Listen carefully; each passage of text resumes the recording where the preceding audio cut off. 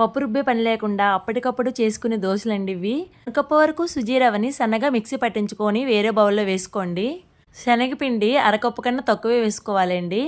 1/2 cup వరకు పెరుగు వేసుకొని బాగా కలపాలండి. కలిపిన తర్వాత 1 కప్పు వరకు మజ్జిగ వేసుకొని బాగా కలపాలండి. బాగా కేక్ బ్యాటర్ని మనం ఎలా బీట్ చేస్తామో అదేవిధంగా బాగా బీట్ చేస్తూ కలపాలి. 1/2 స్పూన్ వచ్చి షుగర్ వేయాలి. టేస్ట్ తగ్గట్టు సాల్ట్ వేసుకొని బాగా కలిపి అరగంట సేపు పక్కకు పెట్టండి. చూడండి, ఈ పిండిలో ఒక 1/2 స్పూన్ వచ్చేసి బేకింగ్ సోడా వేయాలి. ఆల్రెడీ మనం 1 కప్పు వరకు మజ్జిగ వేసాం కదండి. ఇంకా 3/4 కప్పు వరకు మజ్జిగ వేసుకొని ఈ విధంగా బ్యాటర్ ఉండాలి. చూడండి, ప్యాన్ అనేది బాగా వేడైన తర్వాత వేసుకోండి. చుట్టూరు ఆయిల్ కూడా వేయండి. దోశలు మాత్రం సేమ్ మినప దోశలు అని అంటారండి.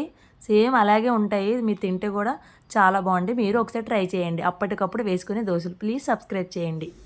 మీకు నచ్చితే లైక్ చేసి ఎవరికైనా షేర్ చేయండి.